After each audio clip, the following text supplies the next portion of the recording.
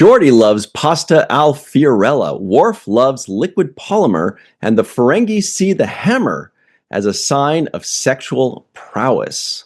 Hello, everybody, and welcome to The Seventh Rule with Sirach Lofton. Hello, hello. My name is Ryan T. Husk, and today we're doing a review of Star Trek The Next Generation, Season 6, Episode 16, Birthright, Part 1, written by the Brandon Braga, directed by the Weinrich Colby. This was February 20th, 1993. What a great year. Where were you, everybody, and how are you today, Sirach? I'm good. I'm good. And I was on that space station that they were showing. Yes, you were. That's right. We had we're on like episode maybe 6 or 7 of watching Deep Space Nine, which means you were filming maybe 9 or 10 or something like that. Is that where we were at this point? Maybe even more, Okay. depending. I don't know what the turnaround was for you guys from like filming to putting it up, but it was probably a couple months, I would think. I don't know. You guys had to hammer those things out fast, so maybe it's just a few weeks. Yeah. All right. I know when I mentioned hammer, we're all thinking don't hurt them. Everybody, please like this video, subscribe to the channel, hit the bell icon for notifications. If you're listening in, give us a 5-star rating and a nice review. We'd really appreciate that. And visit us at patreon.com/the7th-rule if you want to be part of the free-for-all or just get all the full episodes and all kinds of goodies, like a roundtable with Walter Koenig. Anyway, Sirach. Yeah. We've all held this secret for so long. You said you were filming on you said you were filming on a space station at this time. So were the people of this episode. Did you know about this episode, and what were your first thoughts, first impressions? No, I didn't know about this episode. And I was like, what the hell? I was like, there's no way that's not Deep Space Nine. As they, as they showed the pylon, the famous DS9 pylon, in the opening scene. As soon as I saw that, I'm like, wait a minute, what are we doing here? And having got a big shock that this was a DS9 kind of crossover episode. I'm guessing before. I'm wondering when it was filmed. Did they film it around the same time we were filming The Emissary, or maybe in? Oh no. Yeah. This was after The Emissary, right? Because you got to figure that it came out right around, the 7th episode. So it probably was shot around the 5th, 6th, or 7th episode too. So I was thinking the same thing. I was wondering if maybe you guys had your first week of vacation or something like that. Like you shot for 6 weeks straight, let's say, or 8 weeks straight, and then you got like a week off or a few days off, or I don't really know how your schedule worked. Maybe that's when they did it, but clearly they coordinated. They were trying to help promote this new show. One thing I noticed, let me ask you before I say it, what did you notice when you saw them walking around? Did you feel nostalgic? Did you feel angry? Like, hey, what the fuck are they doing on our turf, man? No, I felt nostalgic. I feel great. I like seeing them on the promenade. I like seeing them walking around and being involved in the eating areas and stuff that we have, the quartz bar and all of those things. I was like, where am I? That was my, they filmed my little kick it spot with me and Nog when we're always upstairs. Yeah. And I was like, hey, where the hell am I at? And I also didn't realize that there were other crossover episodes outside of the Emissary. I didn't know that Next Generation had its crossovers. Actually, yeah, Voyager's, no spoilers, Voyager's pilot episode partially also takes place on Deep Space Nine. Oh, yeah, and they talk to Quark. Yeah, so that's pretty cool. Yeah, there's always. What about you? What were you feeling? Well, what I felt, first of all, was, obviously I'm like, oh, this is so cool. I love it.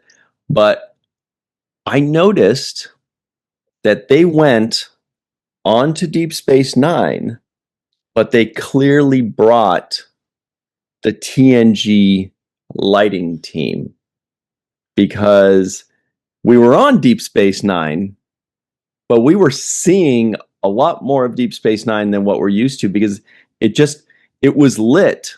Deep Space Nine was lit like TNG. Suddenly, it was like bright. It was like it was daytime on Deep. It was like weird. It was almost like offensive. It was awesome. I loved it, but it was almost like, why is Deep Space Nine so bright? It's cool to be able to like see things a little bit more in detail and see a little further down, but it didn't have the same mood. So it was basically like Deep Space Nine being delivered to you in the mood of TNG, if that makes sense, you know? Yeah, because the station's equipped with mood lighting based on who's in the highest ranking officer aboard. So nice. Since Picard was on board, they said we'll give him some Picard lighting. Mm-hmm. Yeah, I did notice it was kind of bright on that set. I was like, I noticed that it was brighter than usual, especially on the promenade, and wherever they were walking, I noticed it was a bit brighter. I also, for sure, remember going to visit the Next Generation set, walking around there and seeing how everything was lit on that set. It was so really much brighter. So you could sense it. You would go on that thing, and everything was more lit. Everything on the Next Generation set felt like a whole different. It felt like a whole different thing. Yeah, it was like, when you turn the screen up on the contrast and brightness up on your phone. So yes, that's what it felt like when you walk inside the Next Generations. You're like, oh wow, I can see everything in here. And then I was wondering, like, how do they keep this place so clean? Like, they must be like painting over chips and things all day because it's so bright and so pastel-y clean. Yeah. That I was thinking, man, if I was on this ship, I'd ask people to take their shoes off. That would be hilarious if Picard goes, number one, and Riker's like, oh, sorry, and then Picard's like, I just use slippers, number one. It's much easier. Yeah, well, that's an interesting contrast in styles, because I felt like Deep Space Nine, the set, was way more detailed. Like there were more, bottles and staircases and things and extras, way more extras and more elaborate extras with all the aliens and all that, Mm-hmm. But TNG, they maybe had way less things, like props.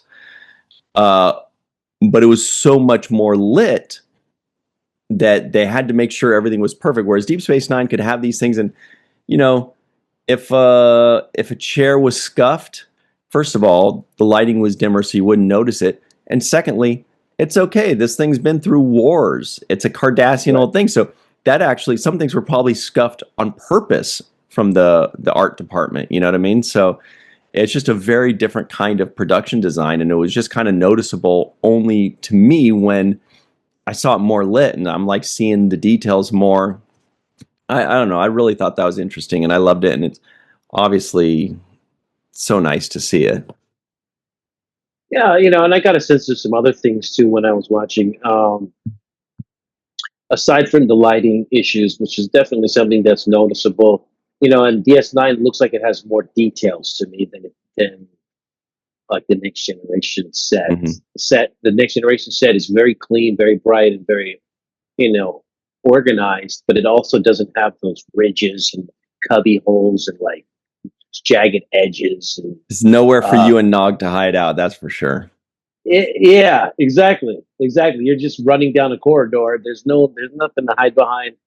And DS9, because it has all those angles and lighting features, it does have more character when you look at it on the screen. Mm-hmm. And adding to that, yeah. Sorry, no, what were you saying? No, I got another point, so I want you to finish that. Yeah, and so then one more point on that is, and I kind of touched on it, was the extras.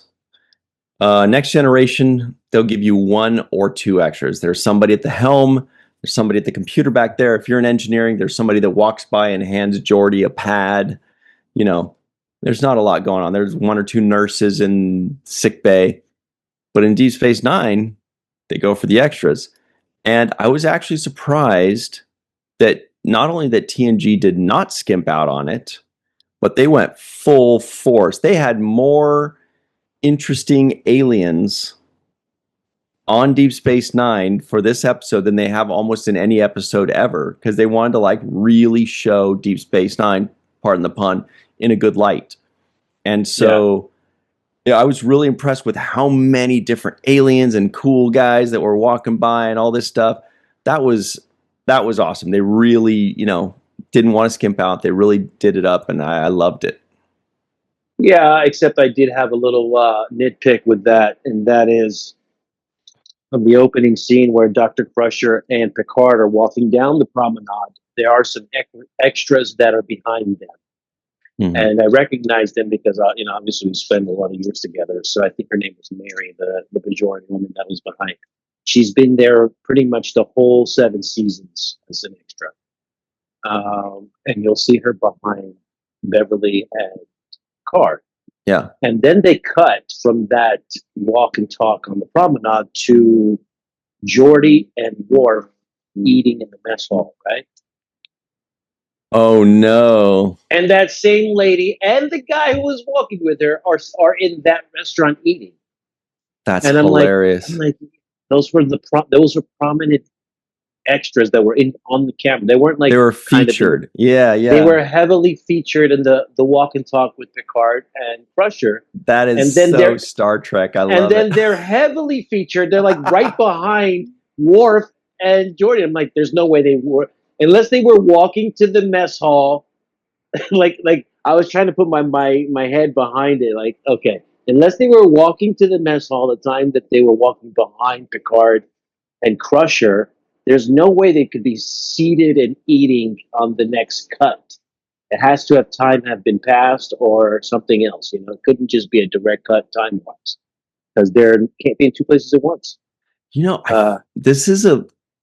This is a familiar thing to me. I feel like I've heard this before, and I don't remember if it was for this episode or if it was for another one, but I think it was maybe another one, where it's like there's an extra or two in this one scene in engineering, and then it's like literally cut to with no time in between them in a different place. And so it's not even like you could explain it away like, oh, well, they just, it's the next day. No, it's like literally there's extras here. Cut to Beverly Crusher in sickbay, the extra is there. But this is like on a space station and on a ship. Wow, that's unbelievable.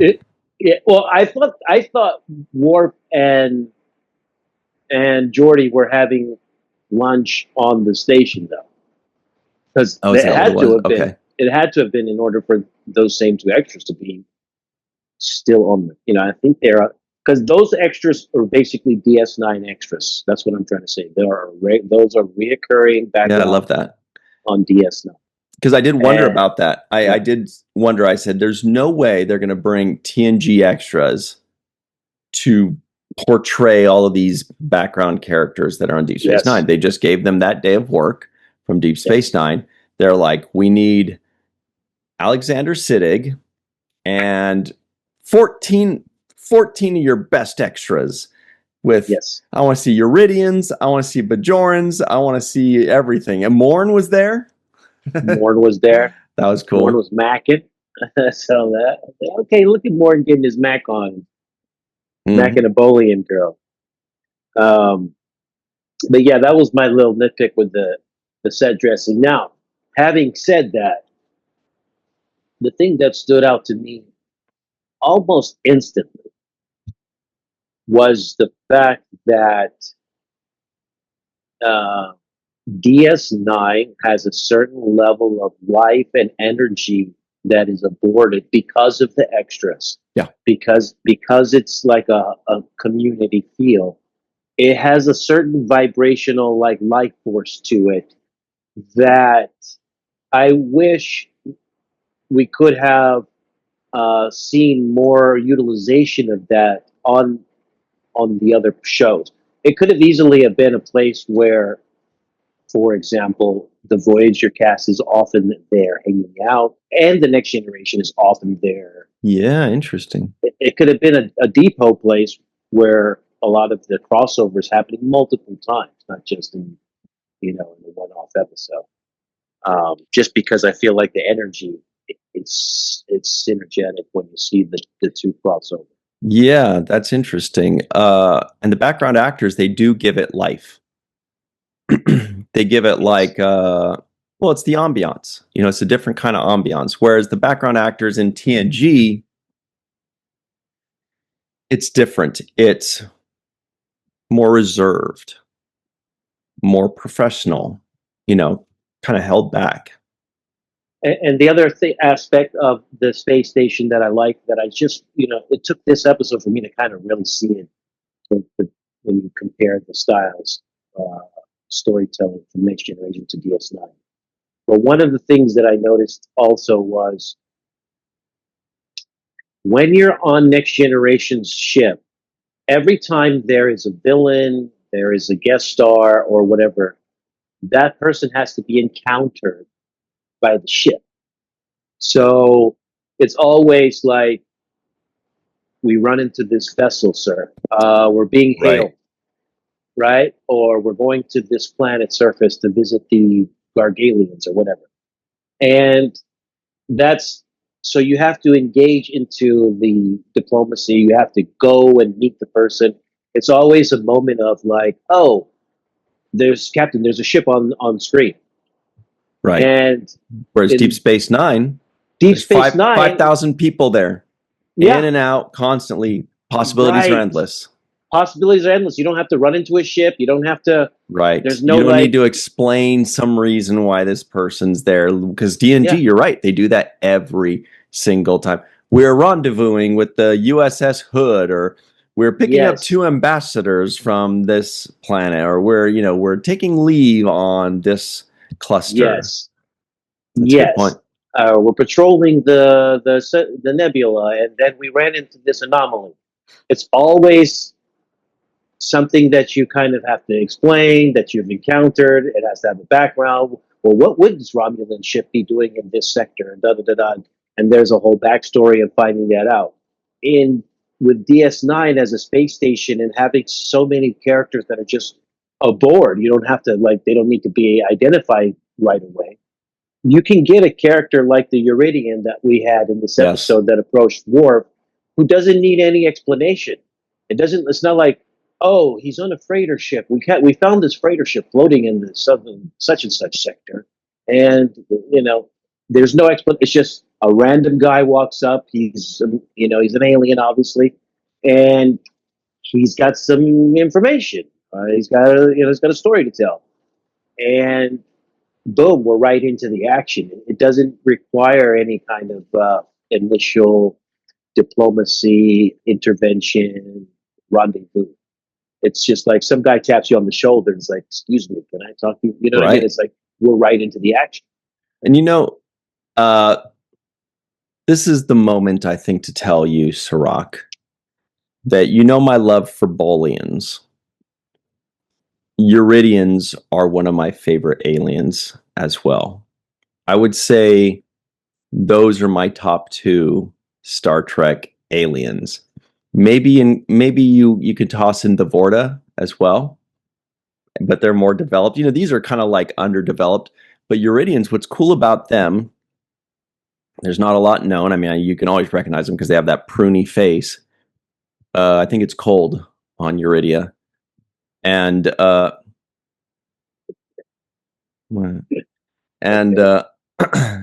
what they are is information smugglers. Like the Ferengi, they deal with, Latinum and whatever weapons and trade. The Uridians are information smugglers. And that's why every time you see a Uridian, you see Riker roughing them up for information, or somebody, or Worf roughing them up for information, or them coming up to you and saying, I can get you. I know something about you. Anyway, and this particular one was played by one of my favorite actors ever, the 6'7" giant. Wow. James Cromwell.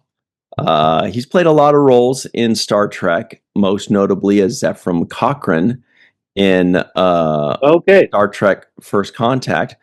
My favorite role of his, of course, was as the police officer in an episode of Three's Company.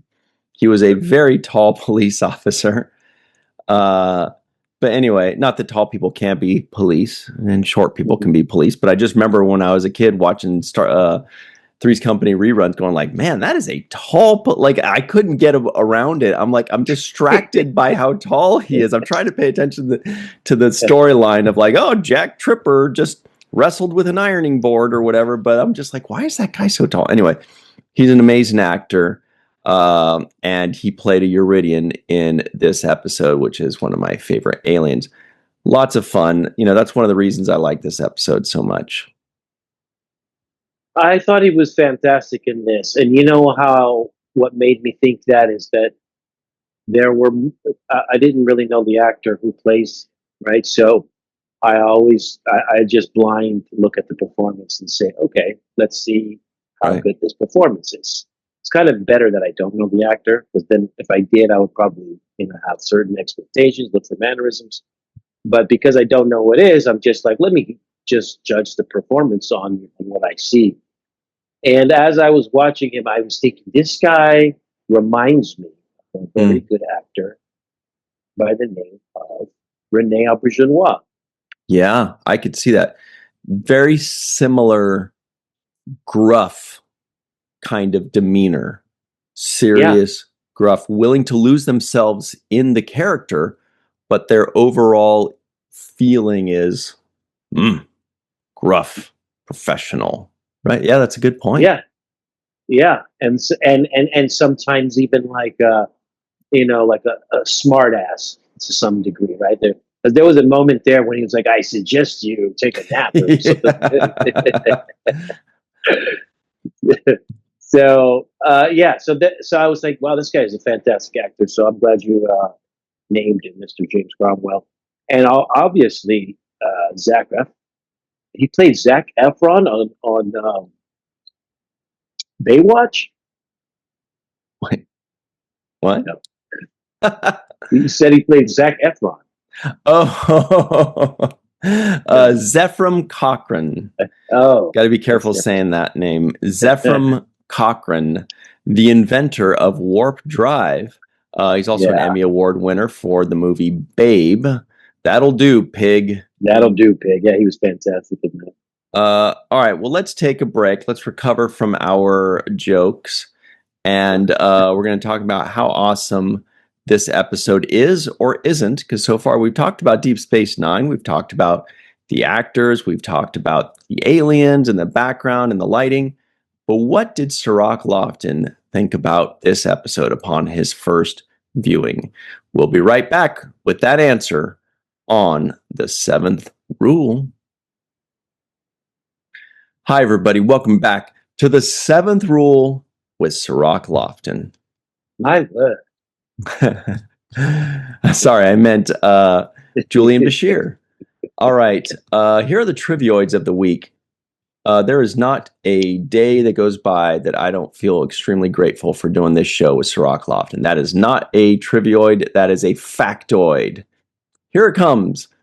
Beverly Crusher wants to check out one of the Deep Space Nine holosuites. Geordi loves pasta al fiorella. Worf loves liquid polymer. Julian Bashir didn't think Commander Data would be so personable. Not all the Klingons at Khitomer were killed in the massacre. Data has a pulse. Abolian flirts with Morn. The arboreal needle snake likes to attack from above. That was the thing that the Uridian guy was talking about. The Tagua tribe of Nagor sees, I don't like saying that one, sees Hammer as an icon of hearth and home. Just realized. The Ferengi see the hammer as a sign of sexual prowess. Data is the bird. Worf's arm was mauled by a beast on a ritual hunt as a child. I kind of want to edit that out. Anyway. All right. So Star Trek words, man. Yeah. What was the one that you really liked? Oh yeah. Oh, the knitter isn't working. Yeah. I couldn't even say it. I'm like, I feel like I've already pushed my luck just by accident there. Because they were saying the knitters weren't getting a lot of work done or something like that. I was like, Star Trek, what are you doing? Yeah, every once in a while, it just happens to slip out there. But Is that your pickup line? All right. So the point is, also, Sid was in this episode. yeah, Sid was in double this. duty. We talked about the background actors. We talked about the lighting and Deep Space Nine. But what did you think about your buddy Sid appearing on TNG? Fantastic. Love seeing Sid. He was representing us on this show. And when we go back to early Sid and the first season Sid, he's so young in the beginning of the show, and kind of the early season Sid I thought was a little bit different than what he ends up becoming. Totally. And so I see the flashes of that early Sid where he's kind of this nervous kind of energy, this enthusiasm, this almost naivety a little bit. I want to say it comes across a little bit. Totally. And so that's what I felt when I watched him in this episode. So, oh, that's young Dr. Bashir. Yeah. Who still has his, he hasn't got his feet wet, and he's still kind of figuring himself out. Yeah, it was definitely a throwback. I had the same feeling where I was like, oh, yeah, that's right. I forgot. Initially, they introduced Dr. Julian Bashir as this bright-eyed and bushy-tailed, super enthusiastic doctor that's like, wow, we're on the front lines. And he would kind of step in it sometimes because he's super excited about things. And they're like, the thing that you're excited about is our war. Or when you're talking about slumming it, this is my home, And so he kind of would step in a little bit like that, and I forgot about that. And then when he shows up in this, and he's just like, "Oh, Data, this is so great and exciting and whatever." I'm like, "Oh yeah, that's first and second season Bashir that we know and love so much." That was really, really. I mean, personally, I liked where his character evolved too. But the reason we liked it so much is because of where that evolution began initially, right? This was Bashir originally, and it was nice to see him, and it was nice to get that throwback character before he evolved into the more mature and debonair kind of character later. Yeah, and it feels like next generation guys are looking at him like, yeah, slow down, young fellow. Like, Yeah. because we've been here, done that. We've got a whole thing, and it's like he's in there like, well, why did we try this and what about that? And it seems like Data and Geordi are like sunning him to a slight degree. Like, okay, young fellow, first of all, you need to ask permission to use this. Yeah, no, it's funny. Like I can't just do stuff. Yeah.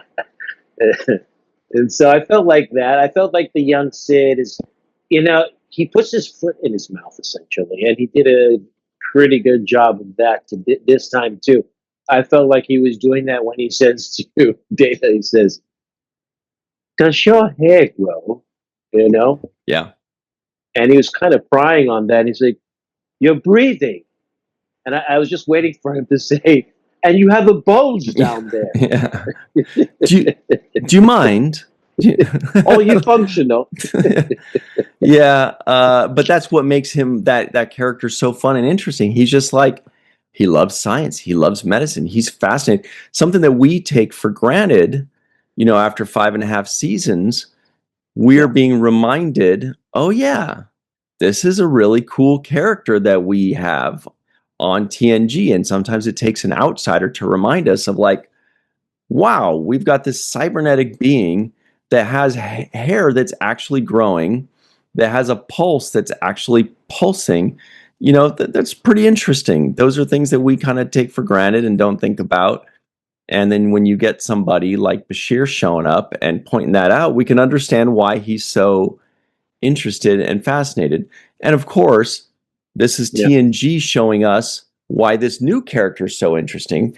When, Data has the lines of like, that's interesting. Usually people want to know about this or want to know about that. Nobody has ever asked me about a pulse or my hair growing. And so that's also kind of winking at the audience like, hey, you should watch Deep Space Nine. You should like this character because he's going to dig in places that most other people don't. He's got this curiosity and this tenacity and this intelligence to really kind of dig a little deeper on things. And it does. It makes us more interested in the character and thinking, oh, that's an interesting doctor. Good character. Yeah. And then they teased us with Chief O'Brien Nam, and I was like, oh, we're gonna get it. I thought with Chief, because I wanted to see O'Brien talking to his old crewmate guys. You know what I mean? Because I'm sure there's some good banter in there. Just like, hey, how you liking it over here? You know, they working you hard enough? Just whatever they would say. I wanted to hear those kind of that exchange between Geordi and O'Brien or Data and O'Brien. Just like even if it's just one line, but we didn't get that. We just got a man. Yeah, it would have been really nice. It would have been nice to see O'Brien, you know? Even if it's just for one scene and he shows up and he's just like, hey, and then Worf and Geordi are talking to him for a minute and O'Brien says, you know what? It's really good seeing you. I'm super busy getting this station back in order. The Cardassians really destroyed it and it's horrible and it's a mess, but I just had to take a minute to come say hi to my old buddies. That would have been, we would have all loved it. Now, of course, there's budgetary reasons probably where they're like, we're not going to just write everybody in, but we would have loved it now. In hindsight, 30 years later, we're like, damn, that would have been so cool. Yeah, because those moments are priceless. Just any dialogue between the characters was priceless. But we got what we got, and ultimately we got a Worf episode. Yes, and meanwhile, Worf. And that's the parallels there is Data is looking towards his creator, his father, and Worf finally realizes that he should go investigate his father. Because remember, he started talking to Data and said, here's your father. You should go find him at all costs. And he's like, oh, wait a second. Yeah, I'm talking to myself here. Mm-hmm. And he goes down and these historically warring races, the Romulans and the Klingons that hate each other forever, are now on this planet together. And he's like, okay. And how many did they say there were of them? 73. Yeah, 73 was the number. That sounds like a prime number.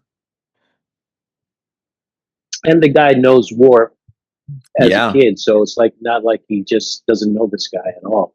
He knows who he is, so there was that connection there. Look, I thought it's great to get a Worf episode. Worf doesn't really get a chance to really get in depth, and most of the time he's just the comic relief sometimes, or just has a line here or there, or he gets to make a bad suggestion that gets shot down.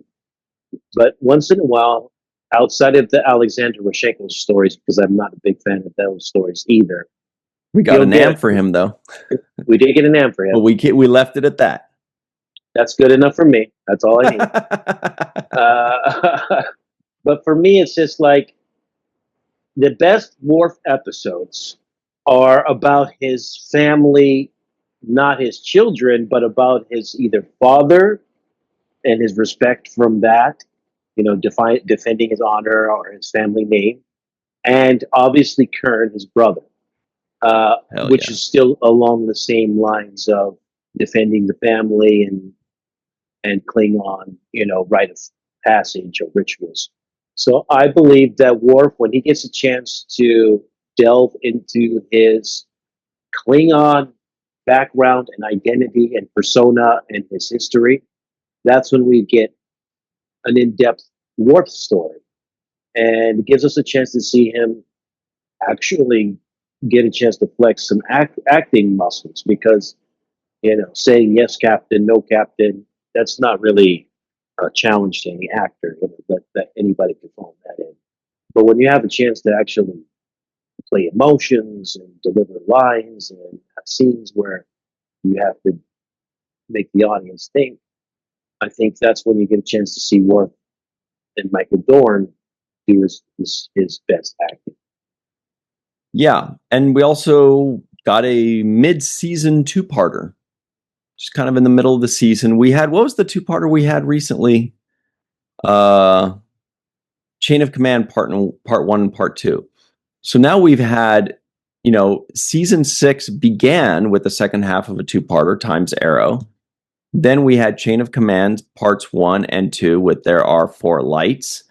And then just a few weeks later, now there's Birthright part 1 and 2. Suddenly we're just getting all these two-parters willy-nilly left and right. And that's great by me, because I remember, back in the day watching these as those being usually the most memorable episodes. Not necessarily, they weren't always the best, but they felt like more of an event when you're like, it would show, there's the opening scene, then there's the commercial, then it comes back on and it shows the title and it would say part 1. And you're like, ooh, all right. Okay, sit back. This is going to be a two-part episode, which it just felt like more like, okay, this is, especially because we only had to wait a week for it. If it was at the end of the season, you'd be like, oh man, but it just felt more special. It felt like this is going to be a big one. This is going to be a good one because it's a two-parter. And this one so far does not disappoint. It's weird seeing Data as Dr. Noonien Soong acting, being all normal. Although I did think of something. Got a lot of nitpicks in this episode. If it just hit me after a million years, which is Dr. Noonien Soong made Data so human-like.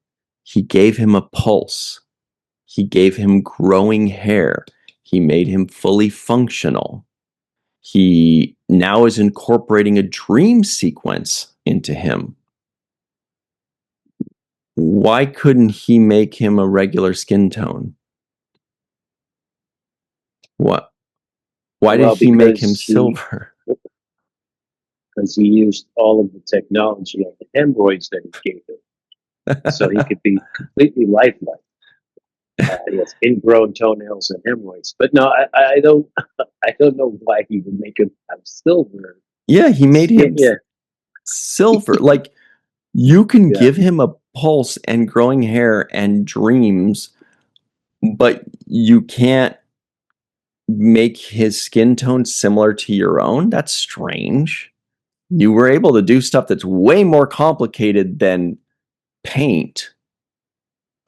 Yeah, perhaps his skin is designed for certain type of UV rays and all type of exposure to radiation and all these other kind of polymer like fiber. That's a good explanation. That's pretty good. Yeah, so he couldn't color match it, because Data does mention that he has the ability to exist inside of a vacuum for several minutes, so he could go into space with that skin. So it must be some kind of durability issue or some kind of. I forgot. Does Lore also have that same skin color? Yeah. Okay. So yeah, it's probably just a matter of materials, building materials. That's what I would blame it on. So, well, let me ask you this. What are your thoughts on, because Kittimer was where Worf's parents died. It was during the Romulan-Klingon War, the Kittimer massacre. Worf's parents died. He was like 4 or 5 years old, and then he was saved and whatever. And then he grew up with those Russian parents or Ukrainian parents. Yeah. But what are your thoughts on, now we know his dad's dead. Okay. For a second we thought, but just what are your thoughts on this? On now he's got this Klingon group and he's going to be stuck there and he was in some jungle planet, whatever it was called. Any thoughts on that? Yeah. Well, when he first saw that Klingon woman bathing and she ran into him right afterwards, and he said, I'm here to get you out of here," and she says, "Oh, I am home," like, I'm here to take you home. And she's like, no, what are you talking about? I am home. Already there, I knew there was a problem. I was like, I don't think you're saving nobody.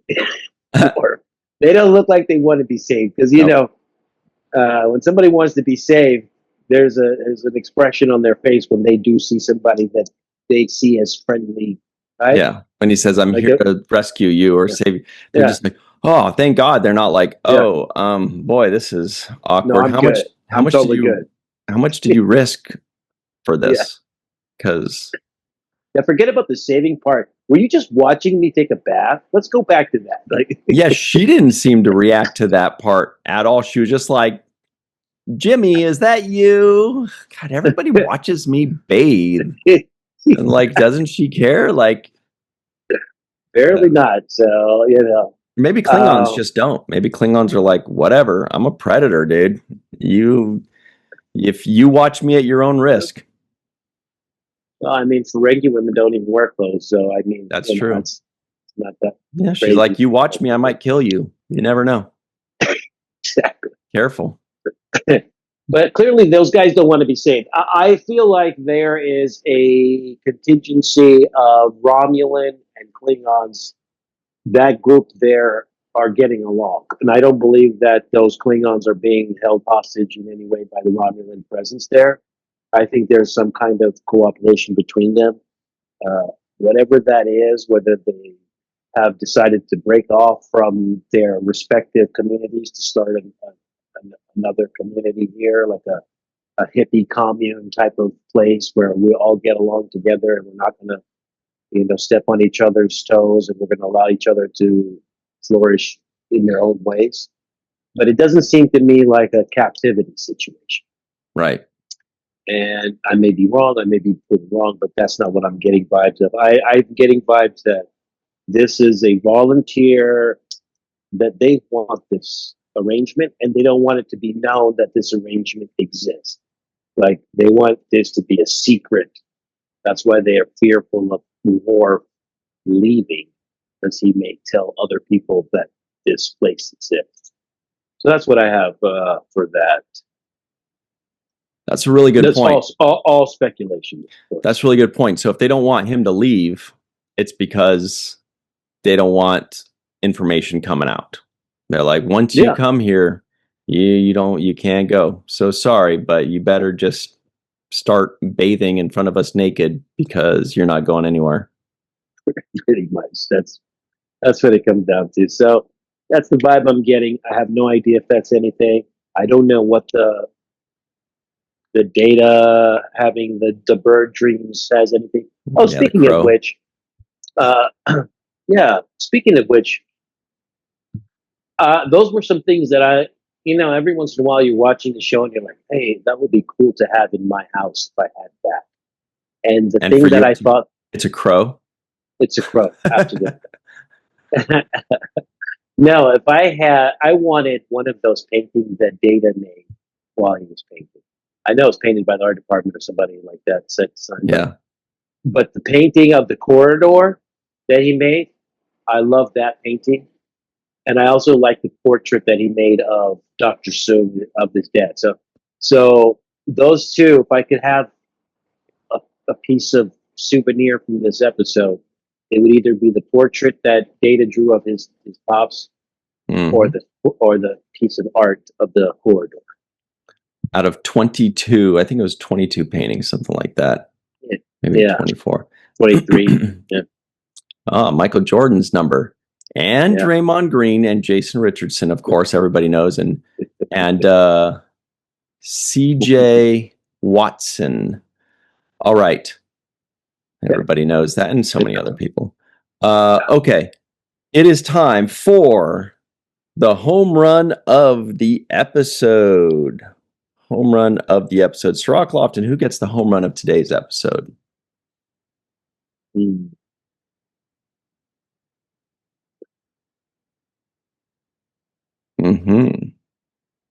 While you're thinking about that, I just want to tell everybody, I have so many nitpicks on this episode.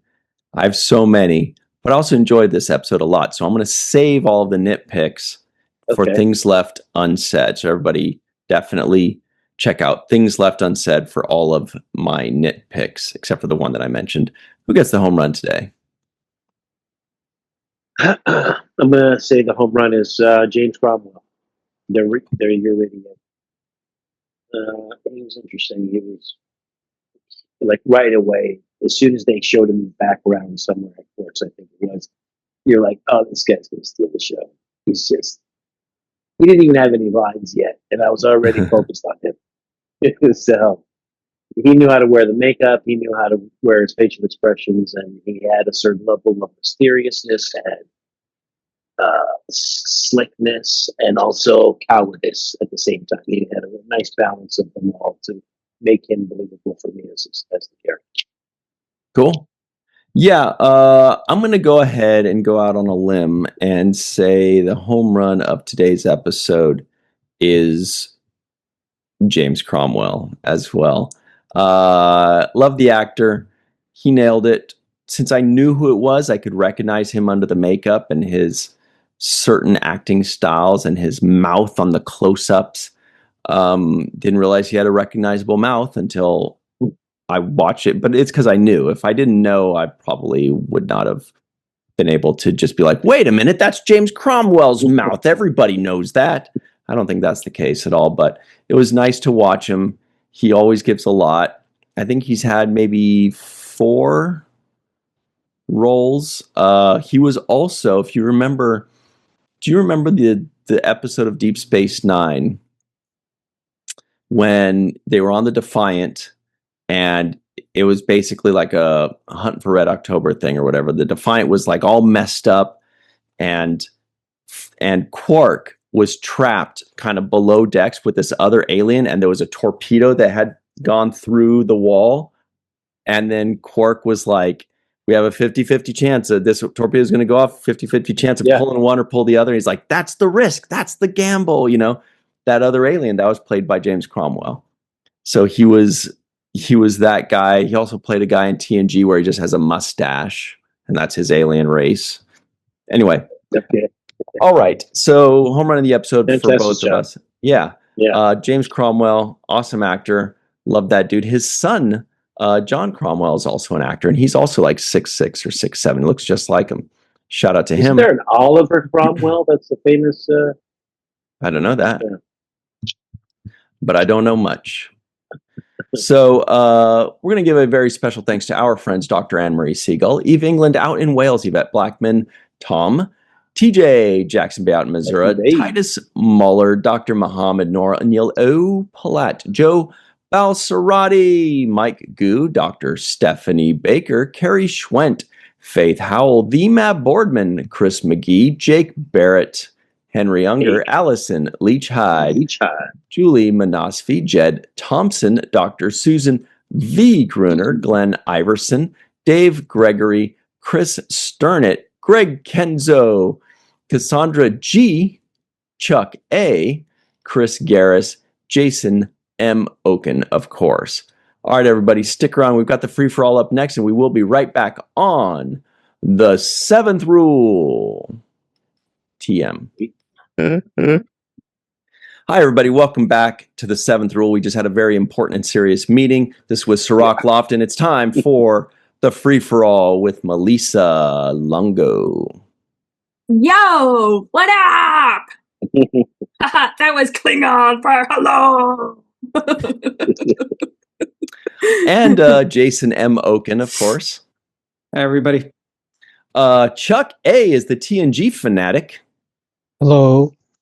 Allison Leach Hyde is wearing a cool shirt she got by Walking Art made by Melissa.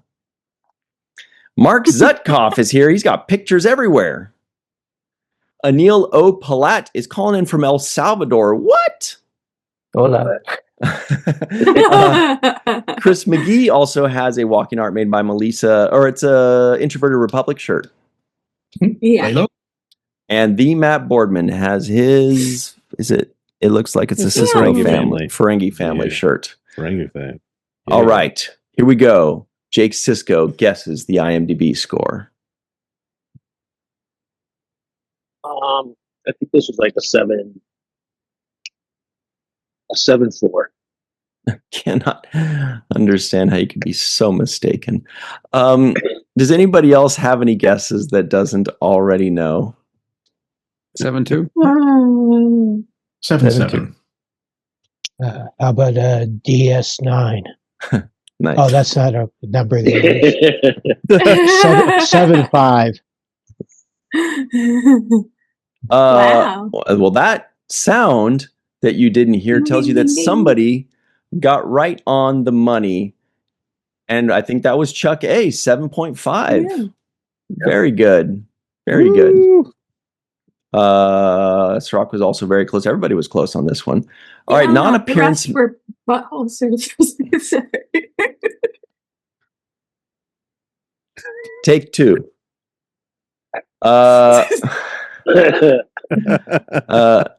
So let's see. Everything all right? You had to be there.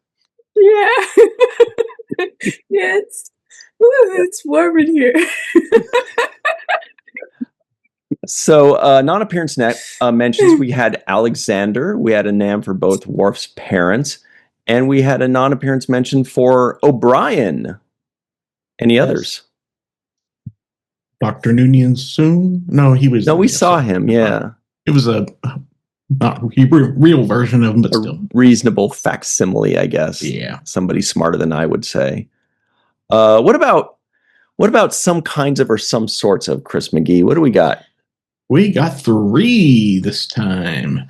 First, Bashir describing to the device that came from the Gamma Quadrant said, I think it must be some sort of medical instrument. Mm-hmm. And then later, as they're testing it out in engineering, he explains what happened to the device when data was knocked out. He says the power connections blew. It sent out some kind of plasma shock. And then just a moment later, LaForge, after Data explains that he had a vision, says maybe it had some kind of random power fluctuation. Very nice. Thank you very much, Chris McGee. All right. Well, it's time to get this thing started. Melissa Longo, will you please let us know what you thought of this particular episode? I have to say that this episode had me at Deep Space Nine. It had me at Deep Space Nine. Oh my gosh. When I see Deep Space Nine and then hear that intro music and all of that, I can't help it. Something inside me is like, oh, it's home. It feels like coming home. And so it got me very nostalgic for Deep Space Nine and watching it, because I haven't watched it in quite some time. And I feel like I need a rewatch. Yeah, so already it scored buku brownie points for me, because we got to not only see the outside, but we got to see the promenade as well, which was fantastic. My only quip about this is that I really wish that there was more interaction between the TNG cast and the Deep Space Nine cast. I love that we got Bashir, and I'll talk about Bashir in just a second, but I would have loved to see them interact. Like when Worf was had the Temerian, he's a Temerian, right? Temerian over the edge. Uridian. Looking at some other aliens. Anyway, Uridian over the railing on the second level of the promenade. I was like, where's Odo? Because he should have, somebody's life is at risk at the moment.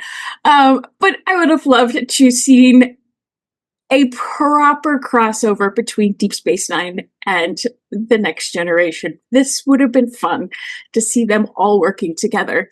I do enjoy that we did get some Bashir in this. A lot of Bashir in this, actually. And I love that we got to see Bashir's curiosity.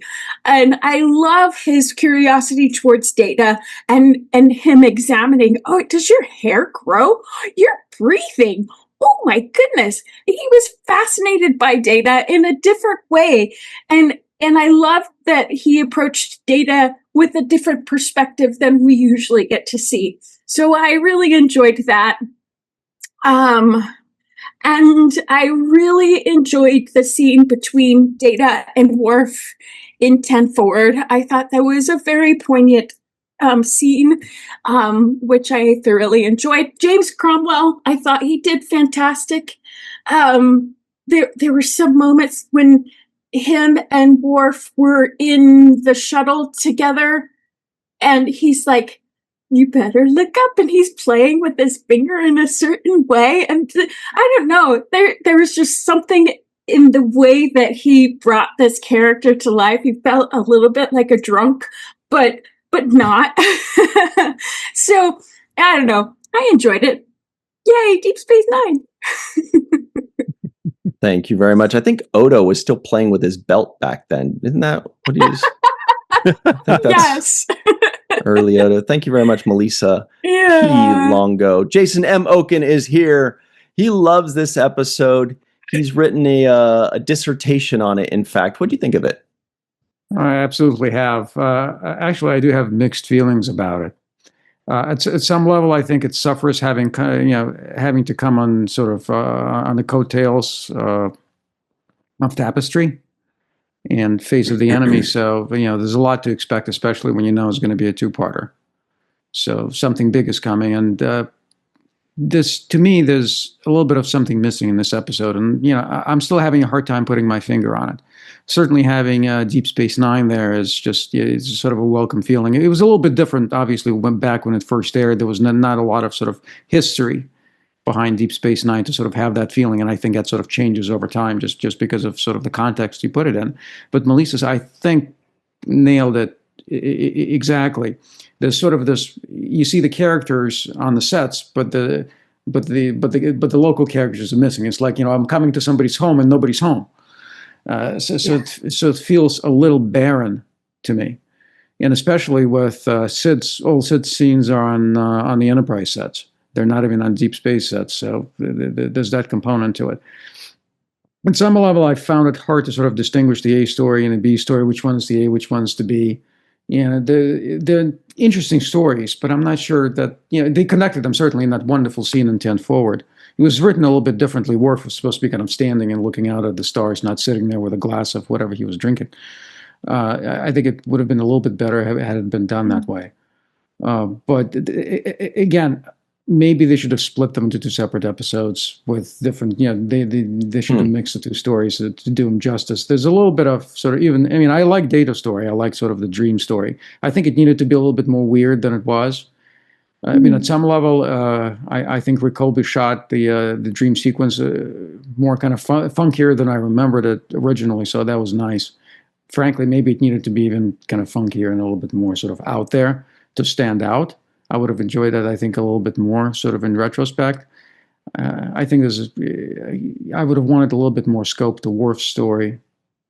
It's just, it just kind of got meshed into this one episode, and we see something else, and we'll talk about the second part when we get to it. But it's just, I'm not sure that the stories have enough room to breathe. I think in this one episode, there was something kind of missing about it. There are little things that got kind of went off the rails here and there in terms of what made it into the frame. There's a famous thing at the end where you see Sid's wearing the white booties, and you can actually see that. Once you see it, you cannot unsee it. Catch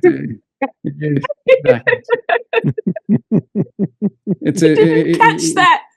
Wow. Pull that up again, Chris McGee. Wow.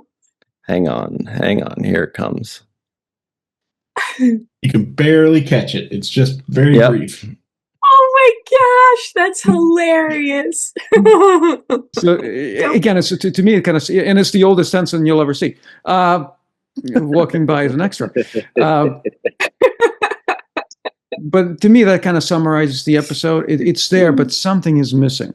And that's how I see it. It's nice. It's nostalgic. I think they wrote a nice part for Sid here, and he's great. Brent is, as always, very, very good. And and Michael has a lot to do here, and it's nice. But again, certain things are missing, and there's a lot more to say, and I'll save that for later. Mm-hmm. Jason sneaking in the word booties, and he always Yeah. sneaks in the title justice. We know what he's thinking. Thank you very much, Jason M. Oken. All right, Chuck A., the TNG fanatic. You love this episode. Yeah, I really enjoyed seeing it again. Brent was awesome again, and he in another a dual role. It's good to see Brent without the makeup as Dr. Sung.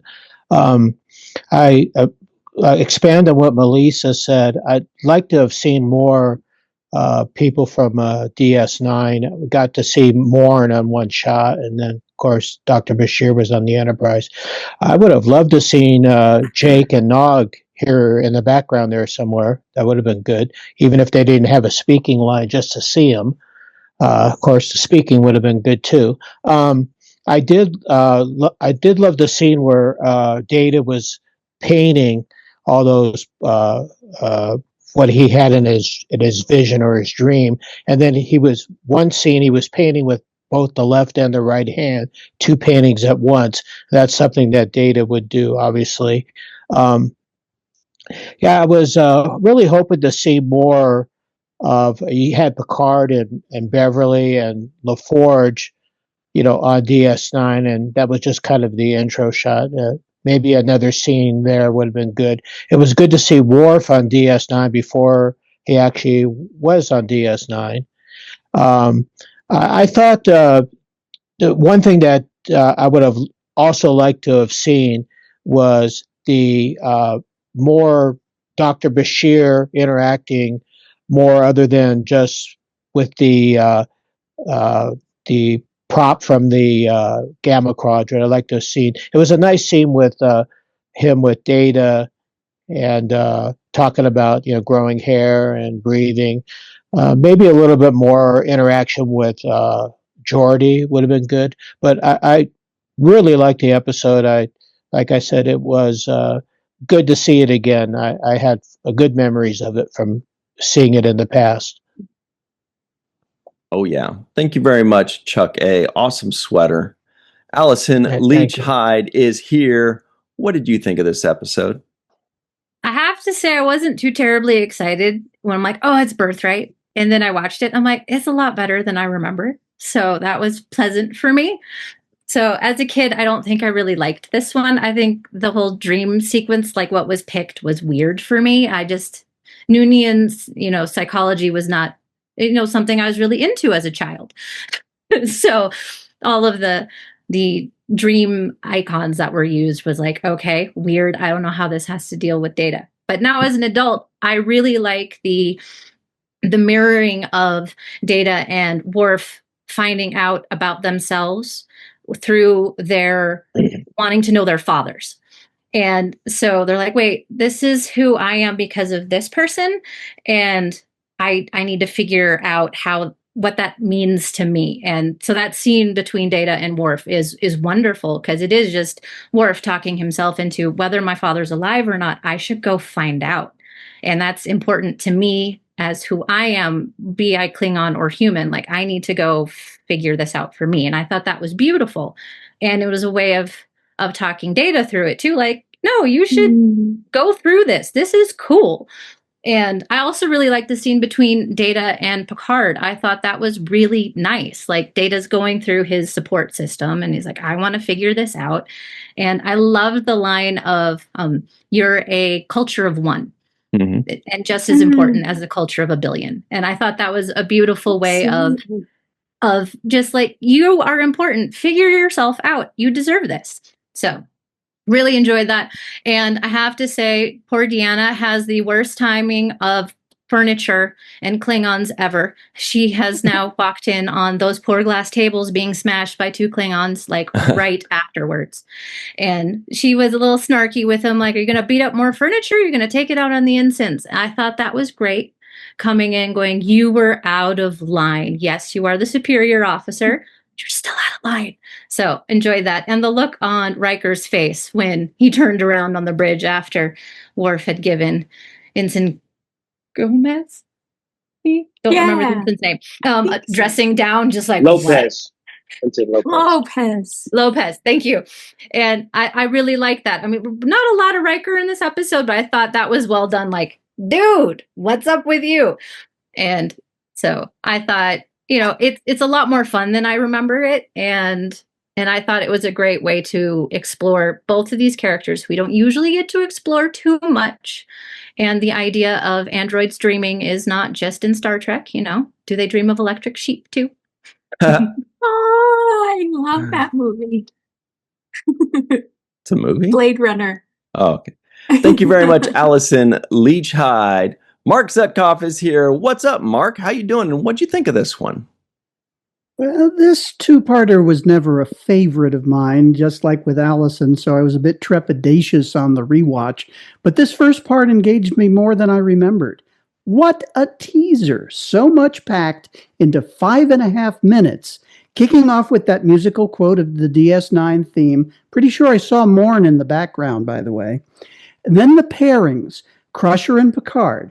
Geordi and Worf eating with an echo back to season 2's Times Squared, where neither Geordi nor Pulaski liked Riker's Owan omelet, but Worf loved it.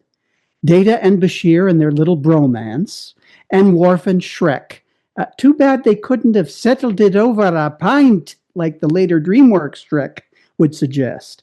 I would never have recognized James Cromwell if I hadn't looked up who played the character. It was good to see Troy counseling again after Worf smashes the table in his quarters, an echo back to a season 2 episode where Kalar does the same in The Emissary.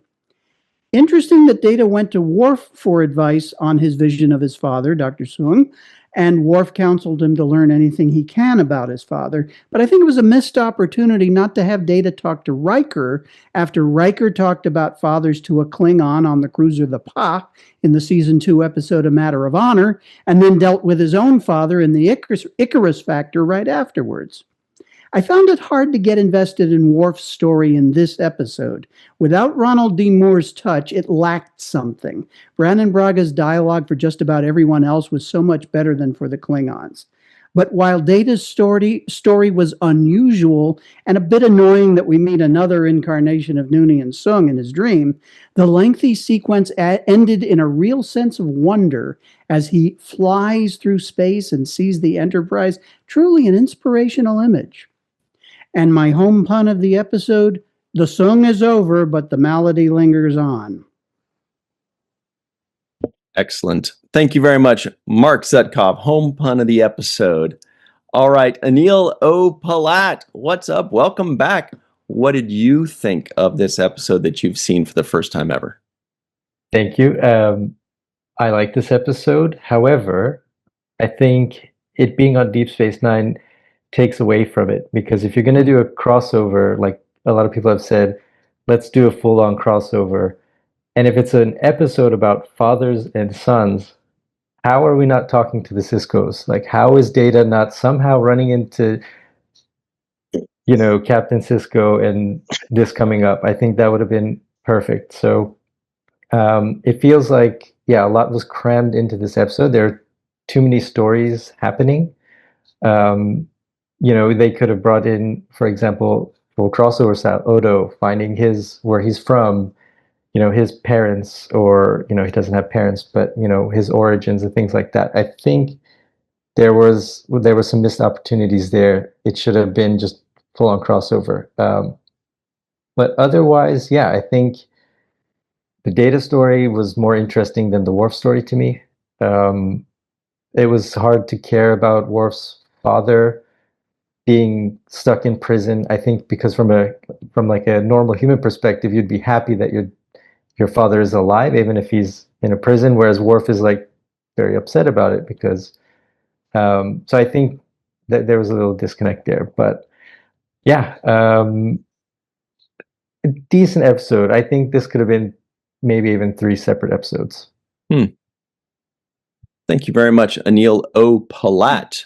Worf, bad dad, bad son. All right, the Dark Lord. Chris McGee is here. What's up, Chris? What'd you think of this one? Well, before I get into what I think, I'm going to take Crafty Bear, Carrie Schwint's place, for a moment here and relay her thoughts. By the way, she says hi to everybody. She's seeing a show right now. She wanted to say that she thinks the guest star, Christine Rose, was, she knows that she was the mom on Heroes. She played the older Klingon lady, Gural. But she was also Rory's other grandmother on Gilmore Girls.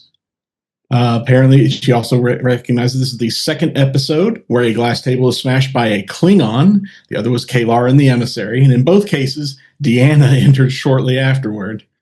And she also noticed the white booties on Bashir as he walks down that hallway. Her limerick, which is apparently inspired by her favorite of the two stories, goes something like this. I am having dreams, and I'm not sure why. Maybe I will give painting a try. New programming was triggered, which came early, I figured. It might be nice to sometimes go offline. Excellent. And now, Chris McGee. Here I am. So, yes, the obligatory crossover episode for announcing to existing viewers that another show exists now. Seriously, though, yeah, this is a great episode in my opinion. And a second two-parter mid-season? Unheard of. It has so many memorable moments, and now that we know that Data can dream, imagine the possibilities, ... Jason had pointed out the inconsistencies between two plots, and I have thoughts about that, but I'll save that for our review of the next episode. But I gotta know, how did the Uridians evolve when they have no opposable thumbs? Anyway, as Mark had observed, if his voice wasn't so recognizable, it would be almost impossible to tell that James Cromwell is the actor playing Shrek. I think this marks his second appearance on Star Trek, but he's most known for his fourth appearance, ... I have to give kudos to Rick Colby. For the directing and cinematography are well done here. I like a couple of the rack focuses with the foliage in the jungle, and especially when Worf slams his hands on the horseshoe and it focuses on Troy, but I really appreciate those dream sequences. Like Jason, I think they could have been more elaborate, but I understand they had constraints to work within. But like the wide angle lens on that low angle Steadicam as Data walks through the corridors was nice to convey the dream-like, ambiance there. Also, speaking of his dream sequence, Data's first dream sequence lasted 47 seconds. I'm sure you all knew that, though. Oh, and a few more images before I get to my memorable quote. Morn apparently is popular with the ladies. Even Bolian woman likes his head. Shrek, however, must not make much money selling his information. His clothes are in rough shape and need a severe laundering. And this one I only noticed after just rewatching it this last week. The interior of Shrek's ship is clearly a redress of Rasmussen's time pod from A Matter of Time with its distinctive oblique angles. Very nice. That was cool. So, regarding that memorable quote, I know it may sound a little strange to have this one as my memorable one, but certainly something that many characters in movies and shows don't do when they should. Also, it kind of has a double meaning nowadays, so I think it's even more topical now. And that's when Shrek says, I recommend that you look up from time to time. Wow, very good. Thank you very much for that Star Shrek review, Chris McGee. Thank you. And knocked Chuck A's computer almost completely off his desk with that one. The Matt Boardman is back. What's up, the Matt? What'd you think of this one?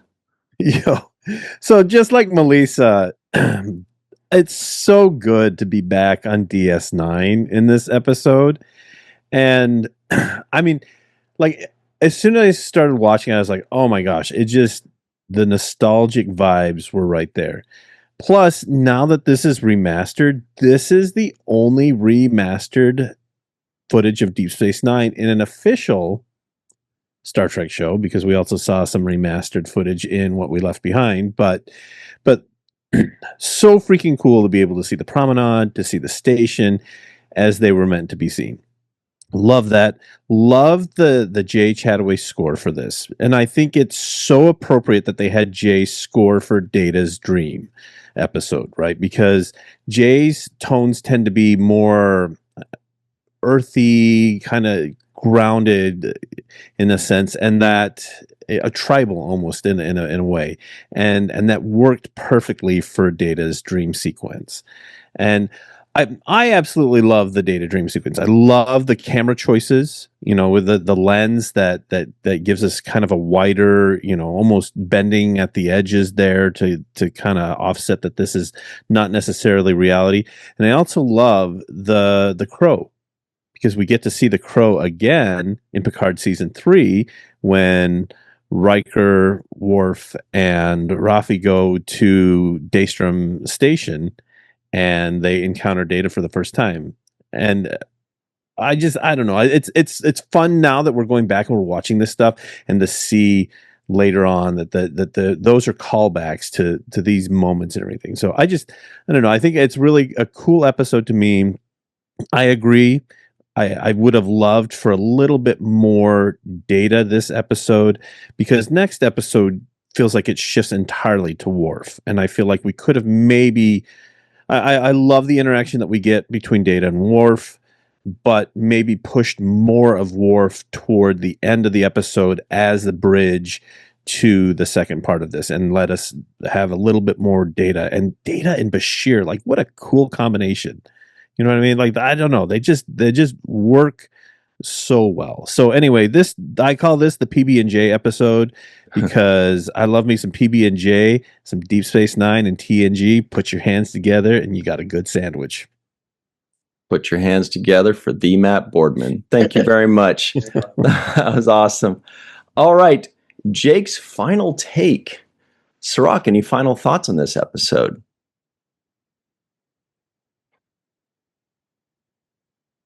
Uh-oh, you're muted. Sorry about that. Yeah. A couple final thoughts. I feel like they should have mentioned Cisco at some point or another. You can't be on his station and not mention. If I'm on the Enterprise, I'm going to. If Cisco were on the Enterprise, they would mention Picard some way. Either he's not here, and I'm sorry, Picard sends his regards. He couldn't be here because he's on an away mission or something to that effect. Just a non-appearance kind of mention would have been suffice at this moment. I think it just pays respect to somebody else's territory. He should have just something Cisco related. He's off doing this and that and third wherever he is, and that would have been enough for me. I would have liked that. Number two, yeah, I love that Dr. Crusher had a girl's day planned for herself. She was like, I'm about to get her this, the facials. I'm about to get my nails done. She was like, she said spa day on lock for her. And I like that because you just got to treat yourself sometimes. And DS9 is a good place to do that. So I was happy to see that. Also, we finally get an Ensign Lopez, representing our Latino brothers out there. And he gets scolded like crazy. It's like that was not the right way to introduce our Ensign Lopez. And I really felt bad for the kind of tongue lashing that he took from Worf. I like Troy's hair. She has the most hairstyles in this show. We never know what hairdo we're going to get with Troy, but I like this one. It had 90s vibes to it, but I still liked it. Yeah, I was waiting for Data to tell Bashir, before you ask, I'm fully functional. Because you're asking way too many questions, bro. All right, so let's just get it over with. Yeah, the oldest ensign that Jason mentioned, I thought that was funny because we need to send that clip to Ensign Kim so he knows that he's not alone. He's not alone. I didn't think Worf's ninja outfit was that flattering. It just didn't look flattering for his body and form. They should have done something different with that. Fabric, something. It just didn't look great to me.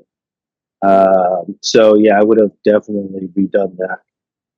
And yeah, that's pretty much all my takes. Oh yeah, the last thing I thought too was I wanted to see Dr. Crusher and Dr. Bashir. I want to see the two doctors do doctoring talk and like, like testing each other's, background or whatever the back and forth is between doctors that they do.